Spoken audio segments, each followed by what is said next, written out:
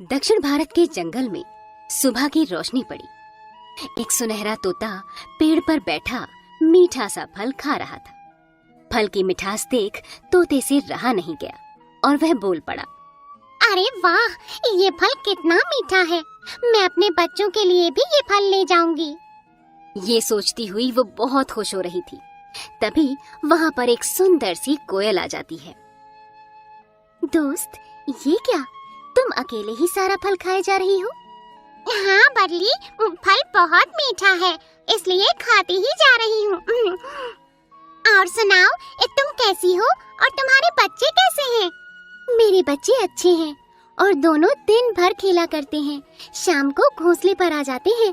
और सुनाओ, तुम्हारे बच्चे कैसे हैं? तुम्हारे भी तो दोनों बेटे हैं। भगवान की दया है, वो दोनों भी बहुत अच्छे हैं। इस तरह दोनों बातें कर रही थीं। तभी वहाँ टुनी चिड़िया आ जाती है। चिड़िया बोलती है, अरे तुम दोनों यहाँ पर, वो भी एक साथ। कैसी हो तुम दोनों? आजकल देखते ही नहीं। टुनी चिड़िया को देख वो दोनों बहुत खुश हो रही थीं। टुनी, तुम्हारी बेटी और शरारती बेटा कैसा है? सुना है तुम्हारा बेटा और बेटी बहुत झगड़ते हैं। अगर ऐसा ही चला तो वो दिन दूर नहीं जब तुम्हें अकेला रहना पड़ेगा। और वैसे भी तुम्हारा पति भी बीमार रहता है। ऐसा सुनकर चिड़िया वहाँ से उड़कर चली गई। तोता और कोयल एक दूसरे की ओर देखते हुए कहने लगे, बेचारी, लगता है बुरा मान गई। चिड़िया सीधा अपने घोंसले पर पहुंची। वहाँ जाकर देखा तो दोनों बच्चे झगड़ा कर रहे थे। वो दोनों छोटे थे, उड़ भी नहीं सकते थे। कभी दोनों आहार के लिए झगड़ते थे तो कभी बाहर घूमने के लिए। टुनी चिड़िया अपने पति से बोली, सुनते हो, मेरी और भी सहेलियां हैं, उनके बच्चे तो कभी ऐसे नहीं झगड़ते हैं, फिर हमारे ऐसे क्यों झगड़ते हैं? क्या करें इन दोनों का? तभी वहाँ पर उसकी पड़ोसन टुनटुन चिड़िया आती है और चिड़िया उसको सारी बात बताती है कि उसके बच्चे कब शांत होंगे। टुनटुन चिड़िया ने सुझाव दिया, एक काम करो चिड़िया, तुम्हारे एक बेटा और एक बेटी, ये दोनों साथ में रहेंगे तो हमेशा झगड़ा करेंगे। एक काम करो, इन दोनों को अलग कर दो। चिड़िया बोली, पर मैं अपने बच्चों को अलग कैसे करूं?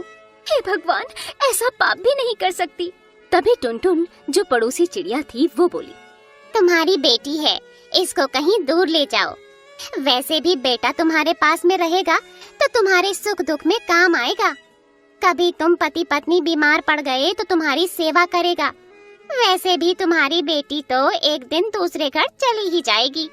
ऐसे ही दोनों ने उसकी बात को ध्यान से सुना और कुछ दिन बाद टुनी चिड़िया अपनी बेटी से बोली, तुम दोनों अभी कितने छोटे हो और उड़ भी नहीं पाते। आज मैं तुम्हें कहीं बाहर घुमाने ले जाऊंगी। फिर टुनी चिड़िया अपनी बेटी को अपने पर के ऊपर बिठाकर बाहर घुमाने के लिए लेकर चली गई। तभी थोड़ी सी दूर जाने के बाद बेटी को भूख लगी। बेटी बोली, माँ, मुझे बहुत भूख लगी है, कुछ खाने को दो ना माँ। ये सोचकर चिड़िया ने वहीं दूर एक चील का घोंसला देखा और अपनी बेटी को वहाँ पर बिठा दिया। चिड़िया बोली, तुम यहीं पर रुको, मैं तुम्हारे लिए खाना लेकर आती हूँ। जी हाँ, मैं यहीं पर हूँ, आपका इंतजार करूँगी। उसके बाद चिड़िया वहाँ से चली गई। शाम होने को आई, पर उस बच्चे की माँ का कोई पता नहीं। माँ, तुम कहाँ चली गई हो माँ?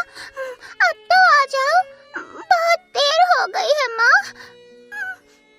इतनी देर में चील घर पर आ पहुंची।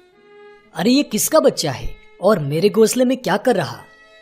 अच्छा है शिकार खुद पास में आया है। मेरी माँ कहीं चली गई है, शाम होने को आई है। माँ, कहाँ चली गई हो? मुझे भूख लग रही है माँ। वैसे आज काफी भोजन कर लिया है, कल के लिए कुछ सोचना पड़ेगा। एक काम करता हूँ, अभी इसको खाने के लिए कुछ दे देता हूँ। कल तक ये जिंदा रह जाएगा और कल मैं इसको अपना आहार बना लूंगा। ऐसा सोचने के बाद चील ने उस चिड़िया की बच्ची को दाना दिया और चिड़िया के बच्चे ने वो दाना खा लिया। रात को चिड़िया की बेटी बहुत रोई।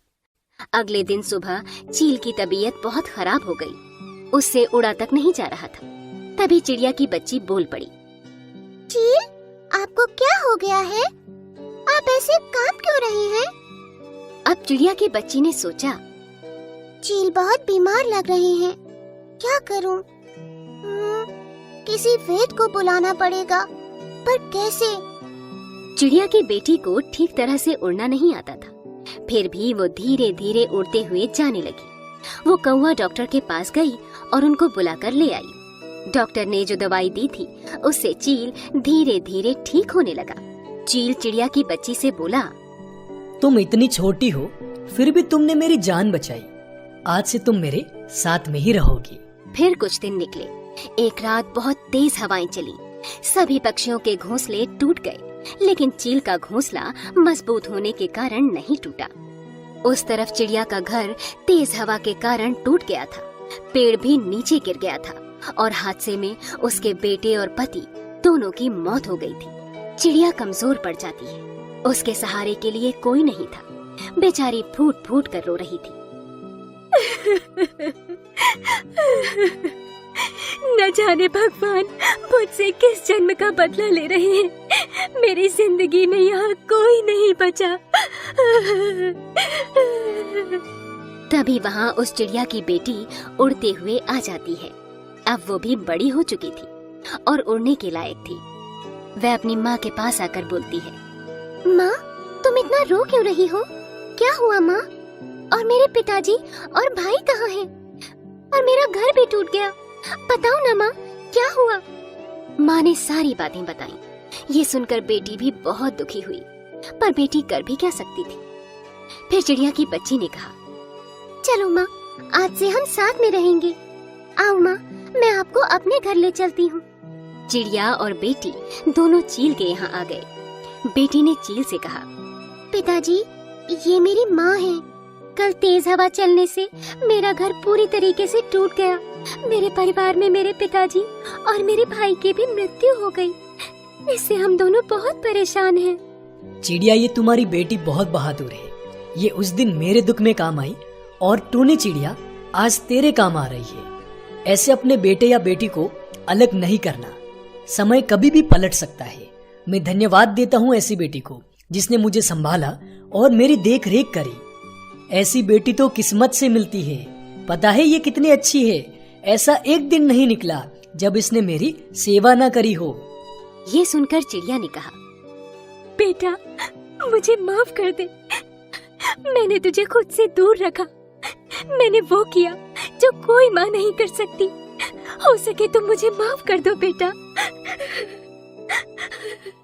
जो हुआ वो कल था। बीती सारी बातें भूल जाओ और हमारे साथ यहीं पर खुशी से रहो। उस दिन से वो तीनों वहीं खुशी से रहने लगे और अपना जीवन व्यतीत करने लगे।